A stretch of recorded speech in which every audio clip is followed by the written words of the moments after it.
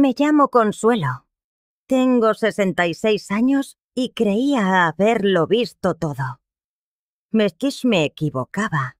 Mi mundo se derrumbó un martes por la mañana, de la forma más inesperada. Yo estaba en la cocina preparando el café como cada día desde hacía 42 años, cuando Isabela bajó las escaleras. Mi nuera siempre fue una mujer de belleza imponente, pero esa mañana su mirada tenía un brillo gélido que me heló la sangre.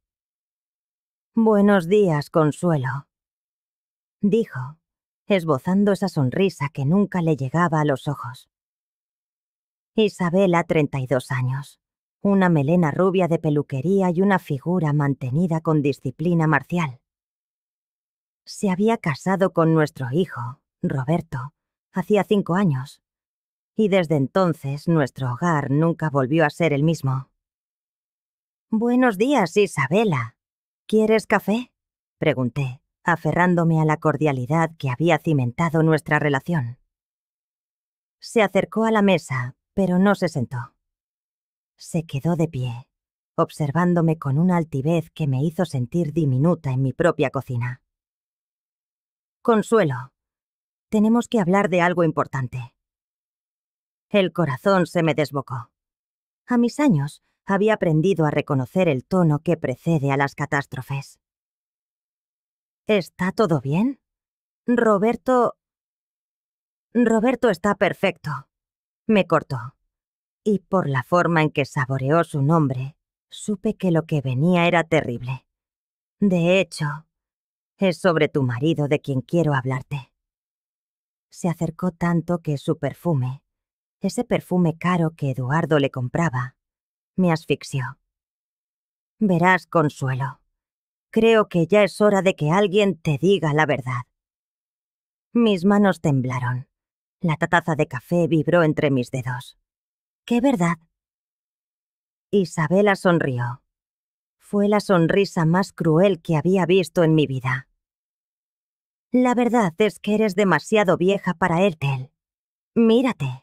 66 años, las arrugas, ese pelo gris que te empeñas en no teñir. Eduardo merece algo mejor». Sentí el impacto como una bofetada. Eduardo, mi marido desde hacía 42 años. Habíamos construido una vida, criado a Roberto, superado crisis y enfermedades. Habíamos enterrado juntos a mis padres. «No entiendo qué quieres decir», logré susurrar. «Quiero decir», prosiguió implacable, «que Eduardo y yo hemos estado hablando. Él necesita una mujer que pueda darle lo que tú ya no puedes. Vitalidad, pasión».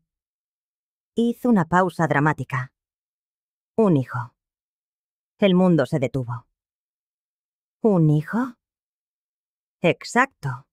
Eduardo siempre quiso tener más hijos, pero tú no pudiste.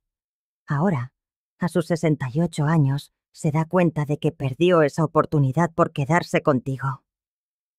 Cada palabra era una cuchillada. «¿Eduardo te dijo eso?». «No solo me lo dijo, me lo pidió». Se inclinó, y vi en sus ojos el brillo de la victoria. «Vamos a viajar hacia Italia, los dos solos. Y allí voy a darle el hijo que siempre quiso». Me quedé sin aire. El café en mis manos ya era un charco frío. «Pero tú estás casada con Roberto». «Roberto lo entiende. Sabe que su padre merece ser feliz, aunque eso signifique que yo deba hacer este sacrificio». Se encogió de hombros, como si hablara del tiempo. «¿Sacrificio?». La palabra se me escapó. Rota. «Bueno, no es exactamente un sacrificio», rió. «Eduardo es un hombre muy atractivo para su edad y muy generoso. Ya me ha comprado el anillo que llevaré en Italia». Se quitó su alianza y me mostró otra sortija en su dedo. La reconocí al instante. Era el anillo de mi abuela, el que Eduardo me juró que sería mío para siempre. Ese anillo es mío, dije sintiendo cómo una rabia olvidada me hervía en las venas. Era tuyo, corrigió. Ahora es de la mujer a la que ama de verdad. Me puse en pie, temblando de un dolor y una furia que no sabía que era capaz de albergar. ¿Dónde está Eduardo? En el trabajo, por supuesto, ganando el dinero para nuestro viaje a Italia. Salimos el próximo viernes. La miré. A esa mujer que había entrado en mi familia, que había comido en mi mesa y dormido bajo mi techo. ¿Y qué se supone que haga yo? Bueno, dijo con una sonrisa que me congeló el alma. Supongo que tendrás que buscarte otro sitio. Eduardo no te querrá aquí cuando volvamos. Por un instante, solo pude mirarla. 42 años de vida en común, reducidos a cenizas en una conversación en mi cocina. Entonces, para mi propia sorpresa, sonreí. Está bien, querida, dije con una calma que no sabía que poseía. Si eso es lo que Eduardo quiere, así será. Isabela parpadeó, desconcertada. Esperaba gritos, lágrimas, súplicas. ¿Está bien? Perfectamente. Espero que tengáis un viaje maravilloso a Italia. La confusión en su rostro fue casi cómica. ¿No vas a luchar por él? ¿Para qué? Me encogí de hombros. Si Eduardo ya ha tomado su decisión, yo también tomaré la mía. En el silencio que siguió, algo dentro de mí se reacomodó. Por primera vez en 42 años, lo veía todo con una claridad absoluta. Los días siguientes fueron extraños. Me movía por la casa como un fantasma, observándolo todo con ojos nuevos. Eduardo llegaba tarde, evitaba mi mirada, hablaba por teléfono en susurros. Isabela, por su parte, actuaba con una normalidad insultante. El miércoles, durante una cena silenciosa, Eduardo por fin habló. Consuelo, voy a viajar a Italia con Isabela. Es un viaje de negocios. Mentira tras mentira.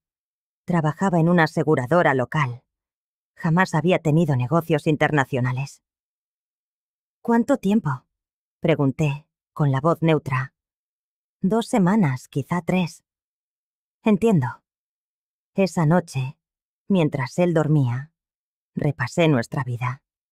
42 años dedicados a él, a su carrera, a nuestro hijo.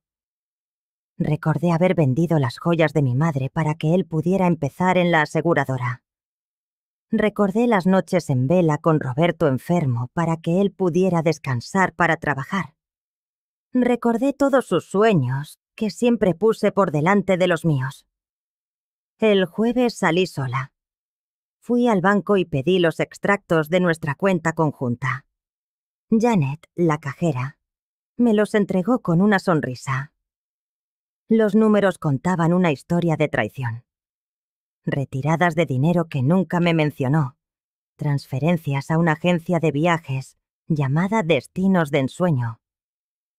Después, visité al abogado de la familia, el señor Patterson. Señor Patterson, le dije, hablemos de una situación hipotética. Si una mujer de mi edad quisiera divorciarse, ¿cómo protegería sus bienes? La casa, por ejemplo, estamos a mi nombre. Es herencia de mis padres. El señor Patterson me miró por encima de sus gafas. Esa mujer, dijo con cuidado, estaría en una posición bastante fuerte. Esa noche, Eduardo llegó a casa con una maleta nueva, de cuero negro, carísima. Isabela me ayudó a Segenes, a elegirla. Dice que necesito actualizar mi imagen para el viaje. La forma en que se miraron al decirlo me revolvió el estómago. Más tarde, abrí mi viejo portátil y busqué la agencia. Destinos de Ensueño. especializada en escapadas románticas y lunas de miel. Usando su correo y una contraseña que le había visto teclear 1000 veces, accedí a la reserva. Hotel de 5 estrellas en Roma. Suite presidencial. A nombre de señor y señora Eduardo Martínez. El viernes por la mañana, la casa bullía con su entusiasmo. Mientras ellos reían en el salón, subí a nuestra habitación. Abrí el cajón de su mesita de noche y bajo unos papeles viejos encontré una carpeta. La abrí con manos temblorosas. Dentro había una tasación de la casa. Mi casa, por $450.000. También el borrador de un Nuevo Testamento, donde le dejaba todo a Isabela en caso de fallecimiento de su esposa actual. Pero fue el tercer documento el que me robó el aliento. Era una consulta legal sobre los pasos a seguir para declarar a una persona incompetente por edad avanzada y así proteger los bienes familiares de decisiones irracionales. Eduardo estaba planeando incapacitarme. En los márgenes, su letra, Consuelo olvida cosas, se confunde con las fechas, no maneja bien el dinero. Todo era parte de un plan. Los últimos meses, él había creado situaciones para hacerme dudar de mi propia mente. Cambiaba la hora de nuestras citas, escondía mis llaves. Todo para construir un caso en mi contra. Oí sus pasos en la escalera y guardé los papeles a toda prisa. Eduardo entró en la habitación con una sonrisa que ahora me parecía siniestra. ¿Estás bien, querida? Te veo pálida. Estoy bien. Mentí. Solo un poco cansada. Quizá deberías ver al doctor, sugirió con una falsa preocupación. Últimamente estás muy olvidadiza. Ahí estaba de nuevo, plantando su semilla de veneno. Tal vez, respondí, mirándolo a los ojos. Eduardo cogió su maleta nueva y se dirigió a la puerta. Bueno, nos vamos ya. El vuelo sale a las 2. Que tengan un buen viaje, dije, y me sorprendió la calma insólita de mi propia voz, como si le perteneciera a una extraña. Isabela apareció en el umbral, arrastrando una maleta mucho más grande que la de Eduardo. Me dedicó esa sonrisa suya, una mueca tan estudiada que no alcanzaba a entibiar la frialdad de sus ojos. Consuelo, dijo, cuídate mucho en nuestra ausencia y recuerda lo que hablamos. Lo recuerdo perfectamente, respondí, sosteniéndole la mirada. Cuando la puerta se cerró tras ellos, me senté en el borde de la cama que había compartido con Eduardo durante décadas. Lloré. Pero las lágrimas se secaron pronto, porque una urgencia nueva, afilada y clara, se apoderó de mí. Tenía trabajo que hacer. Mi primera llamada fue al abogado Patterson. Señor Patterson, habla Consuelo Martínez. Me temo que aquella situación hipotética de la que hablamos ha dejado de serlo. Entiendo, señora Martínez, respondió su voz grave al otro lado. ¿Puede venir a mi despacho esta tarde? Estaré allí en 1 hora. La segunda fue al banco. Janet, soy Consuelo. Necesito saber con exactitud el estado de mis cuentas y realizar algunos cambios.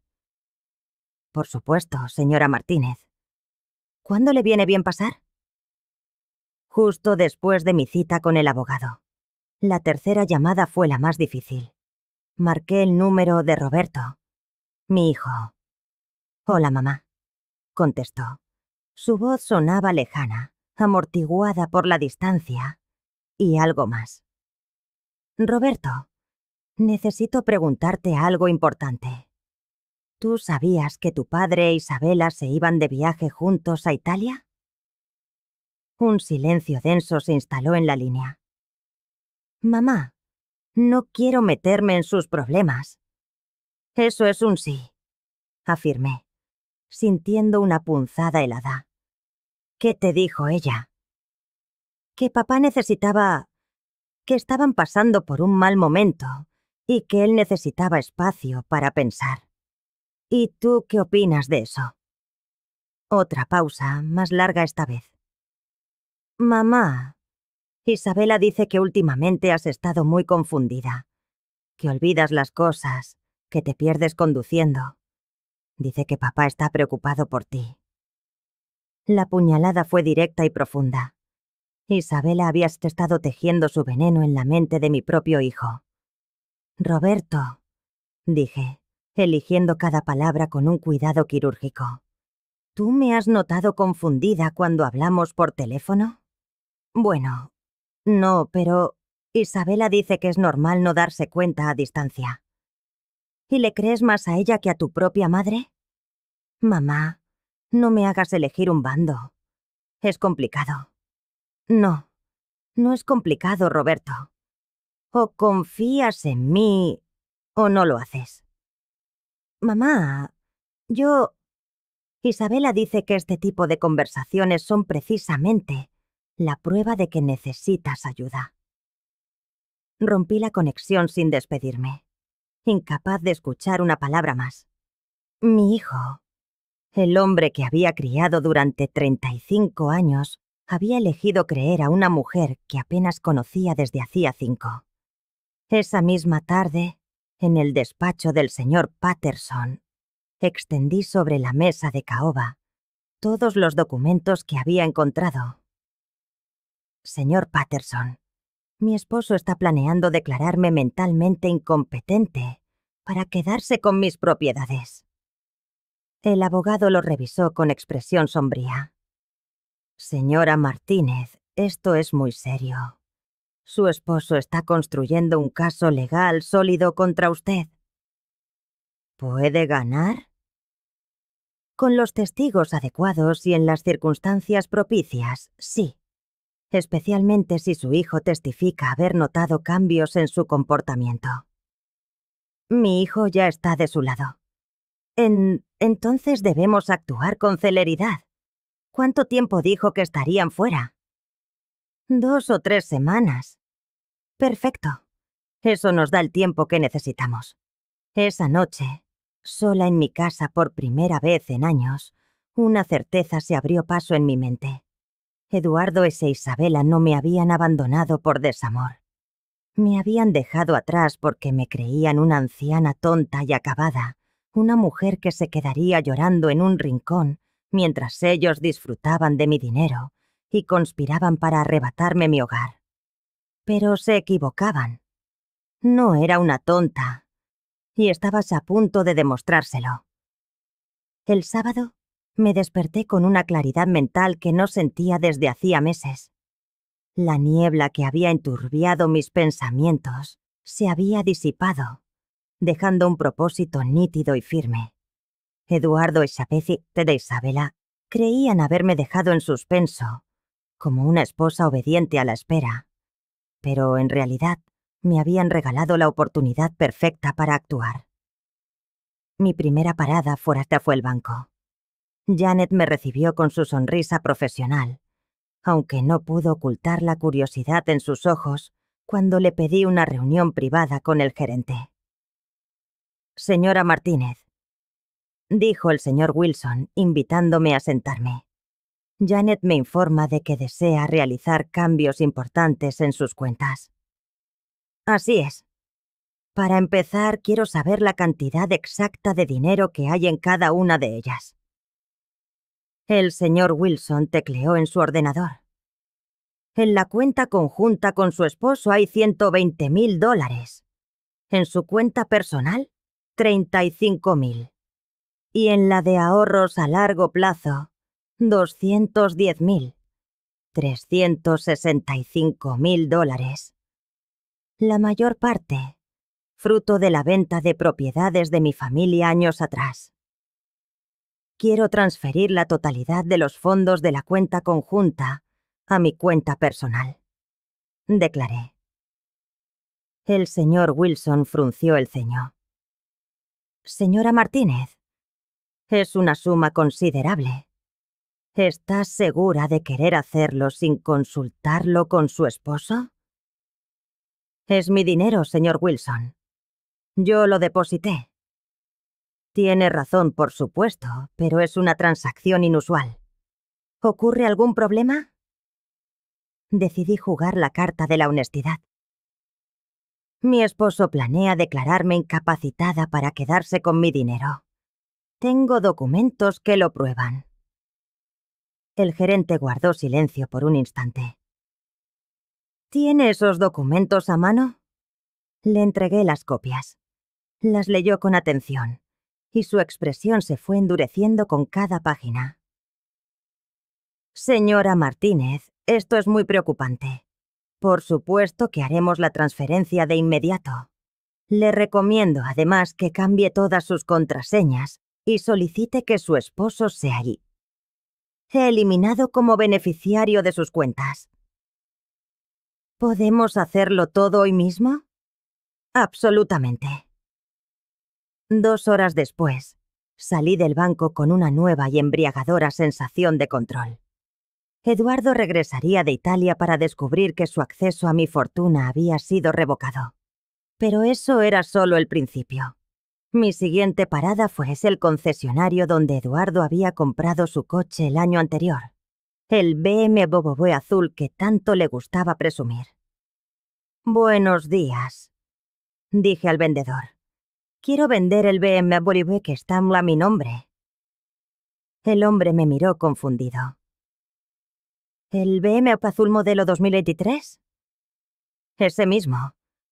Pero señora, ese coche está valorado en unos $55.000. ¿Está segura? Completamente. ¿Y su esposo está de acuerdo? Saqué los papeles de registro del vehículo. Como puede ver, el coche está exclusivamente a mi nombre. Yo lo compré y yo decido qué hacer con él.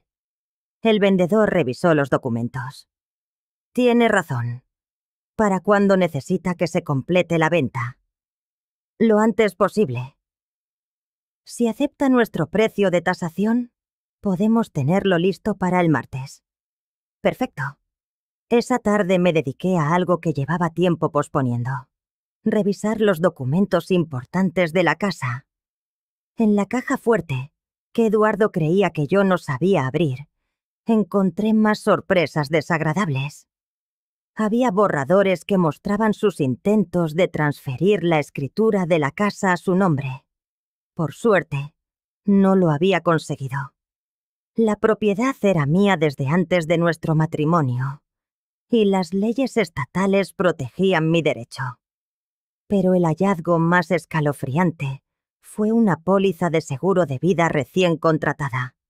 Eduardo había asegurado mi vida por $500.000, nombrando a Isabela como única beneficiaria.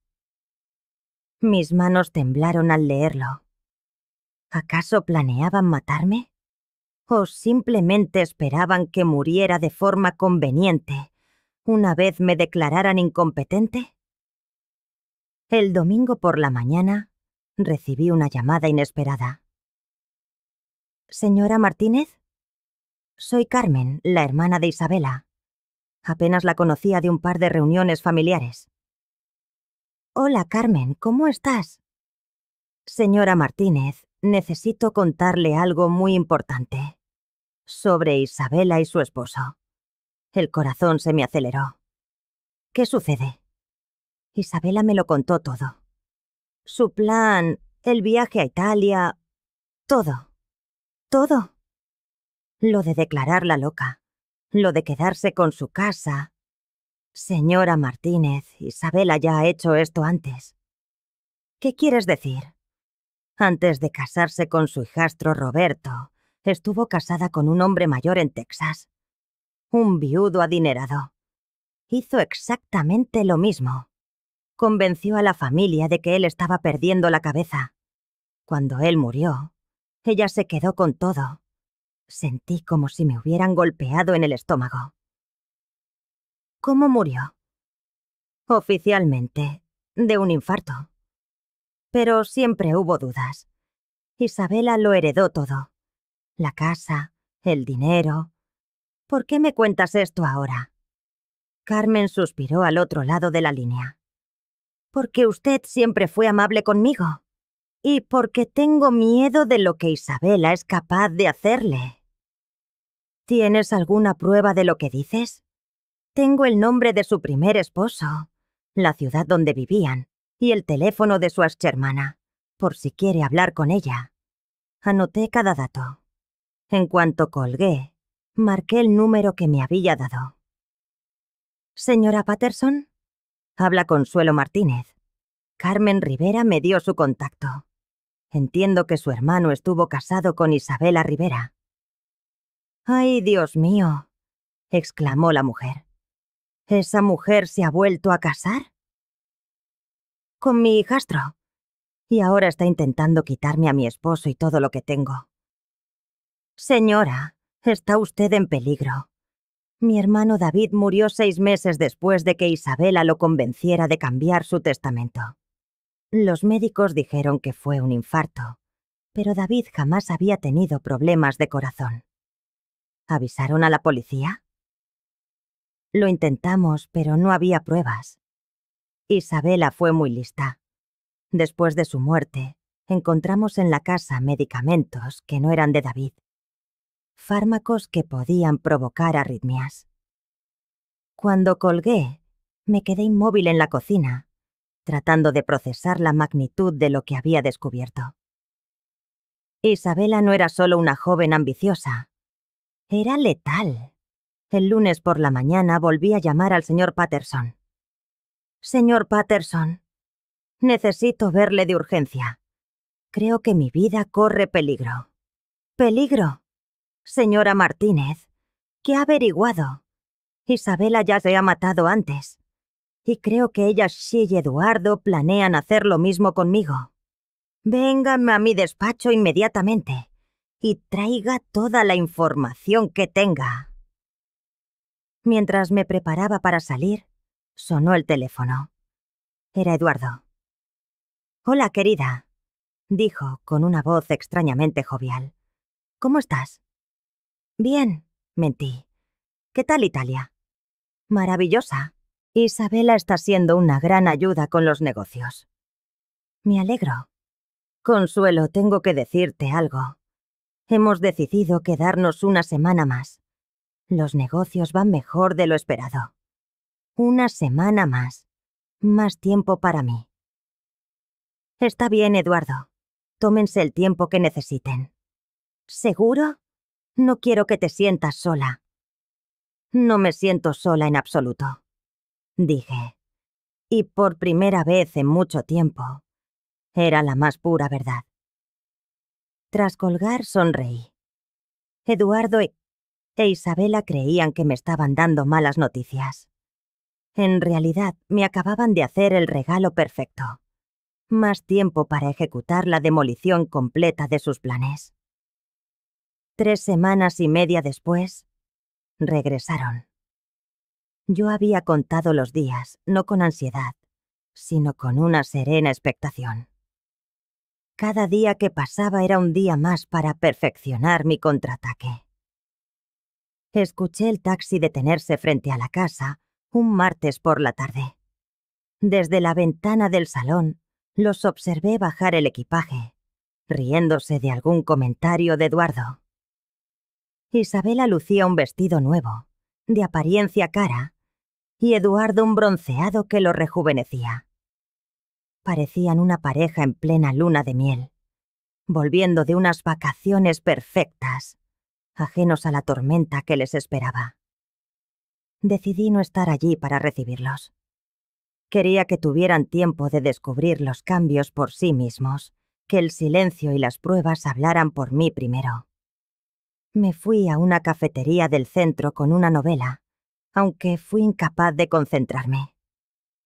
Mi mente estaba en casa, imaginando sus rostros cuando la realidad los golpeara. 2 horas más tarde, Cuando volví, el BMW de Eduardo estaba aparcado en la entrada. O mejor dicho, lo que quedaba de él. Técnicamente había sido mi BMW hasta la semana anterior. Ahora era solo una carcasa vacía. Le había vendido el motor por separado a un mecánico conocido. Por fuera parecía intacto, pero jamás volverías con arrancar. Entré por la puerta principal, como si fuera un día cualquiera. «Hola», anuncié. «¿Ya han llegado?» «Consuelo». La voz de Eduardo sonó tensa, extraña. «Ven aquí. Tenemos que hablar». Los encontré en el salón, sentados en el sofá como un tribunal inquisidor. Eduardo sostenía unos papeles en la mano, probablemente extractos bancarios, e Isabela lo miraba con una expresión que jamás le había visto. Pánico puro. «Siéntate», ordenó Eduardo, con una gravedad que no le había oído en años. «Prefiero quedarme de pie», repliqué con calma. «Consuelo, ¿qué has hecho con nuestro dinero?» «¿Nuestro dinero?» Ladeé la cabeza fingiendo confusión. «¿A qué te refieres?» «Sabes perfectamente a qué me refiero». Se levantó, agitando los papeles. «La cuenta conjunta está vacía. $120.000 han desaparecido». «Ah, eso». Me encogí de hombros. «Moví mi dinero a mi cuenta personal». «¿Tu dinero?», intervino Isabela, su voz aguda por la indignación. «Ese dinero era de los dos». «En realidad», dije con una serenidad glacial, «si revisan los registros, verán que 95.000 de esos $120.000 procedían de la venta de propiedades de mi familia. Eduardo solo aportó 25.000 a lo largo de los años». El rostro de Eduardo se tiñó de un rojo intenso. «Estamos casados. Lo que es tuyo es mío». «Qué interesante que lo digas ahora», respondí. «Porque cuando estabas planeando declararme mentalmente incompetente, no parecías pensar así. Más bien parecías creer que todo lo mío era exclusivamente tuyo». El silencio que siguió fue atronador. Eduardo palideció y por primera vez desde que lo conocía, se quedó sin palabras. «¿De qué está acá hablando?», preguntó Isabela, pero su voz había perdido toda convicción. «Encontré los documentos, Eduardo». Caminé hasta el escritorio y saqué las copias. La consulta legal sobre incapacidad mental. El borrador del testamento que le dejaba todo a ella. Los planes para arrebatarme mi casa. Eduardo intentó recuperar el control. «Consuelo, estás confundida. Esos papeles...» «No estoy confundida en absoluto», lo interrumpí. «De hecho, nunca en mi vida he estado más lúcida. También encontré la póliza de seguro que contrataste a mi nombre, nombrando a Isabela como beneficiaria». Isabela se puso en pie de un salto. «Esto es ridículo, Eduardo. Es evidente que tiene problemas mentales». «¿Problemas mentales?». Solté una carcajada, la primera risa genuina en meses. «Isabela, también hablé con la hermana de David Patterson». La reacción fue instantánea y reveladora. El color abandonó su rostro, dejándolo como una máscara de cera. Por un instante creí que iba a desmayarse. «¿Y quién es David Patterson?», inquirió Eduardo con la mirada saltando de una hasta otra. «David Patterson fue Steph, el primer marido de Isabela», expliqué con una calma gélida. «Aquel viudo adinerado que convenientemente sufrió un infarto fatal 6 meses después de que Isabela le persuadiera para que modificara su testamento a su favor, claro está». Es que... balbuceó Isabela, incapaz de articular una frase coherente. Eduardo la observó, y el horror fue dibujándose en su rostro. Isabela, ¿de qué está hablando? ¡Miente!, exclamó ella, su voz un chillido agudo. Está loca. Te dije que haría que exactamente esto. Pero yo aún no había terminado. Eduardo, ¿sabías que tu adorada Isabela también intentó envenenar a David Patterson? Su hermana encontró medicamentos extraños en la casa después de su muerte. Fármacos capaces de provocar un paro cardíaco en hombres de cierta edad. Eduardo retrocedió un paso, alejándose de Isabela como si su contacto pudiera quemarle. ¿Es eso cierto? Por supuesto que no. Isabela estaba perdiendo el control por completo. Eduardo, no la creas. Se lo está inventando todo porque está celosa. No me invento nada, dije. Saqué el móvil y marqué un número. Señora Patterson, ¿le importaría repetir lo que me contó sobre su hermano David y su esposa Isabela? Activé el altavoz. La voz de la hermana de David, nítida y firme, inundó el silencio de la estancia, desgranando la misma historia que yo ya conocía. Cuando colgó, Eduardo se había desplomado en su sillón, con el rostro oculto entre las manos. «Dios mío», musitó. «¿Qué he hecho?» Isabela intentó un último y desesperado ataque. «Eduardo, no puedes creer a esta vieja loca. Mira lo que hizo con el dinero. Mira cómo actúa. Es evidente que está sufriendo un colapso nervioso». Pero Eduardo ya no la escuchaba. «Consuelo», dijo sin atreverse a levantar la vista. «¿Podrás perdonarme?» «La pregunta no es si yo puedo perdonarte», repliqué, mi voz cortante como el cristal. «La verdadera pregunta es si tú podrás vivir contigo mismo, sabiendo lo que estuviste a punto de hacerme». Al comprender que había perdido a Eduardo, Isabela cambió de táctica. «De acuerdo», dijo, y su voz adquirió una calma peligrosa. «Si así es como queréis jugar, juguemos». Caminó hacia la puerta, pero se detuvo en el umbral para volverse hacia mí. «Puede que hayas ganado esta batalla, Consuelo», siseó, «pero la guerra no ha terminado. Conozco formas de arruinar tu vida que ni siquiera alcanzas a imaginar». «De hecho», dije yo con la misma tranquilidad, «creo que tu guerra sí ha terminado». Saqué otro documento de mi bolso. «Este es el informe policial que presenté la semana pasada.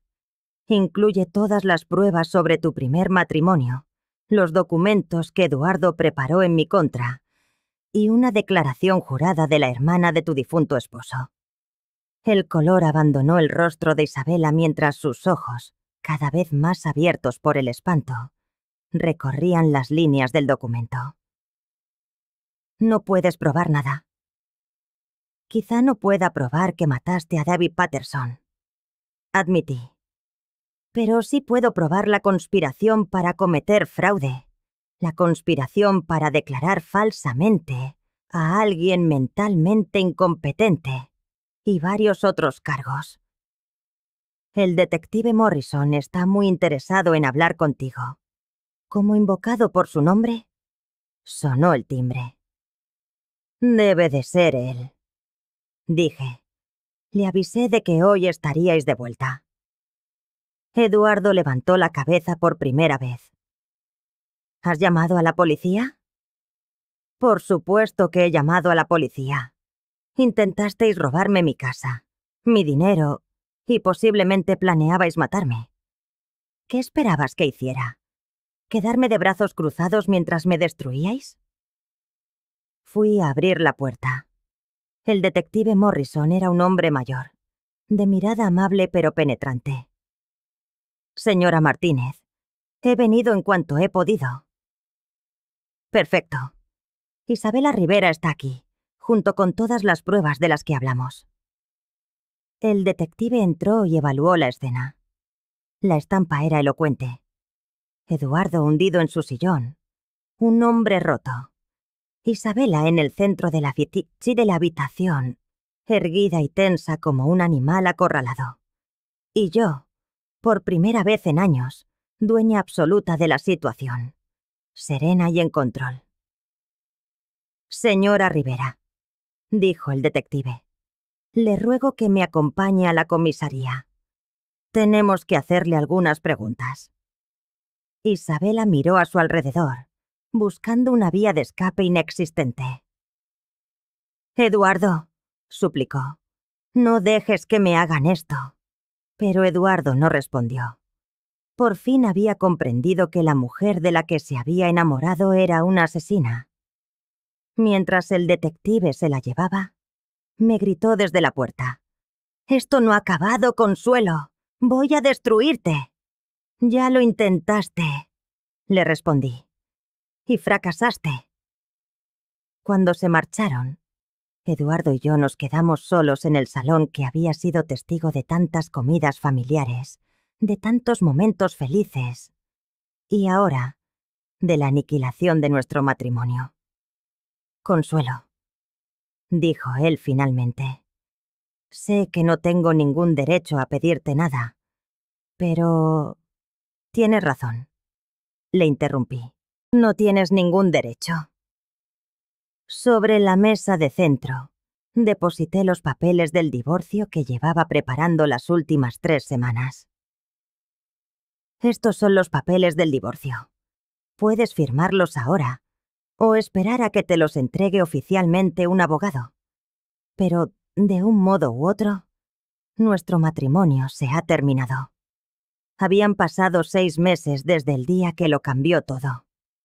Y ahora, aquí estaba, sentada en el porche de mi nueva casa, con una taza de café entre las manos, contemplando el amanecer teñir de oro las cumbres de Colorado.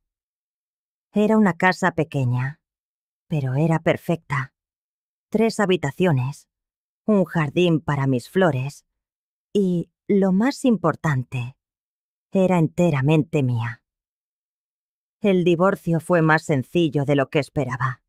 Eduardo firmó sin oponer resistencia, quizá porque se dio cuenta de que no tenía otra opción, o quizá porque finalmente comprendió la magnitud del daño que había estado a punto de causarme. Le permití conservar sus ahorros personales y algunas posesiones, pero la casa, el dinero de mi familia y todo lo que de verdad importaba, se quedó conmigo. Isabela fue detenida 3 días después de su regreso de Italia. Los cargos incluían conspiración para cometer fraude, intento de apropiación indebida y, cuando la policía reabrió el caso de David Patterson, homicidio en 2º grado. Las pruebas, que años atrás habían pasado desapercibidas, cobraban un sentido macabro a la luz de lo que había intentado hacerme. Roberto, mi hijo, vino a verme una semana después del arresto. Se presentó en mi puerta con los ojos enrojecidos y las manos temblorosas. «Mamá», me dijo, «lo siento tanto. Yo no sabía. Jamás pensé que Isabela fuera capaz de...». «Lo sé, hijo, lo sé», le respondí. Era muy convincente. «¿Puedes perdonarme por no haberte creído?». Abracé a mi hijo, a ese niño que había criado sola tantas noches, mientras Eduardo trabajaba hasta tarde. «Hace mucho que te perdoné. Roberto se divorció de Isabela antes del juicio.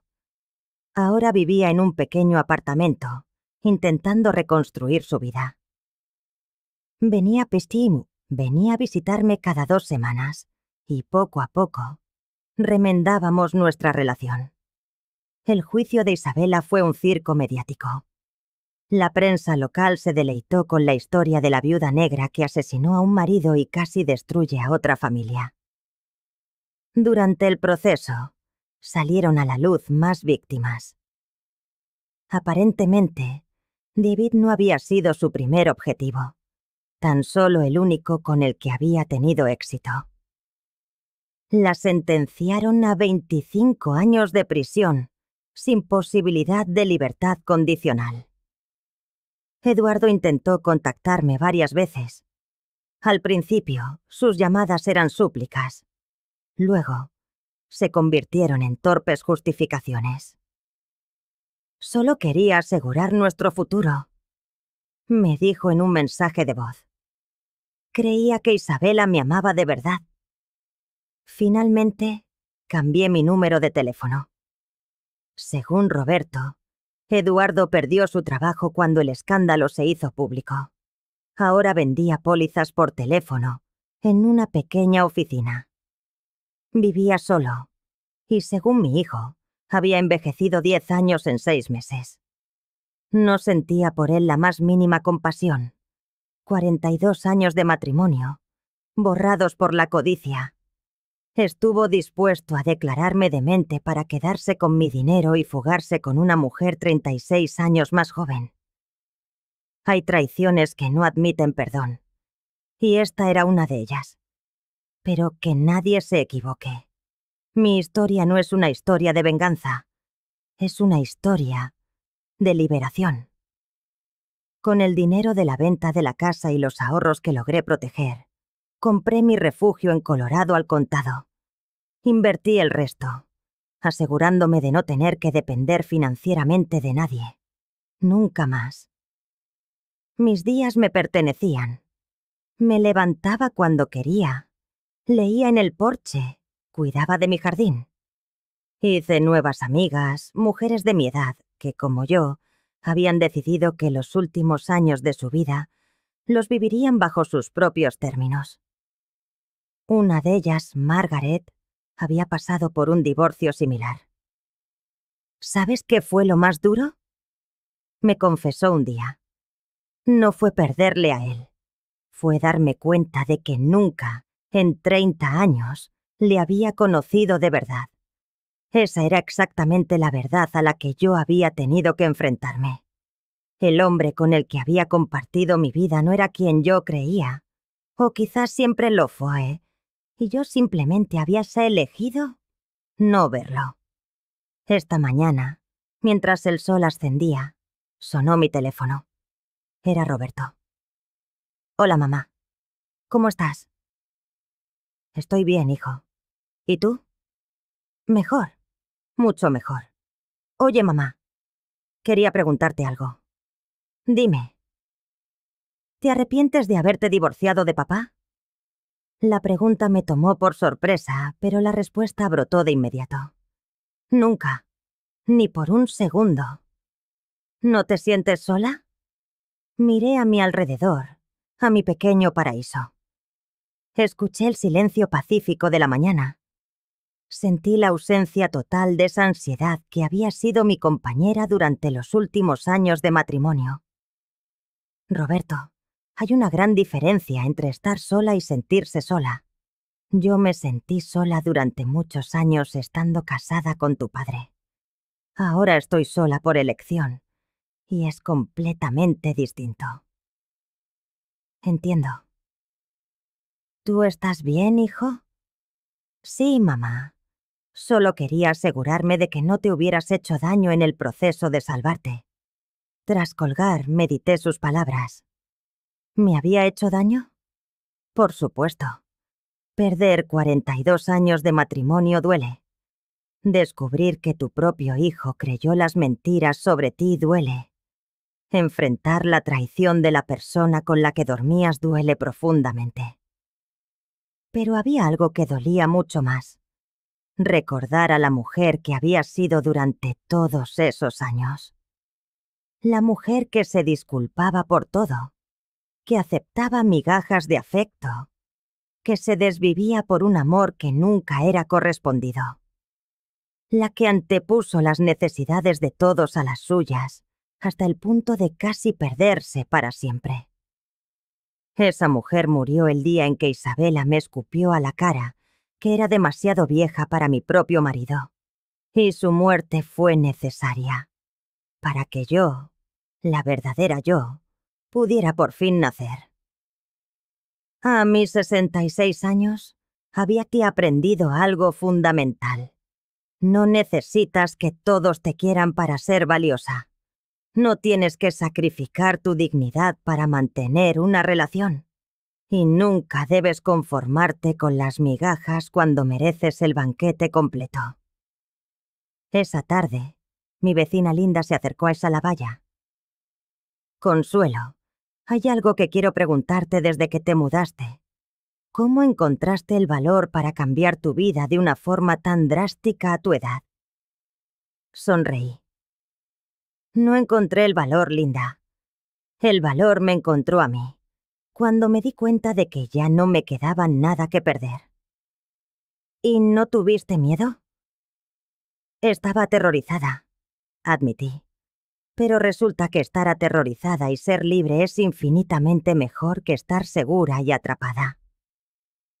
Esa noche, en el silencio de mi habitación, pensé en todas las mujeres que se encuentran donde yo estuve. Mujeres que aceptan menos de lo que merecen, por miedo a la soledad. Mujeres que permiten que otros definan su valor. Mujeres que creen que es demasiado tarde para empezar de nuevo.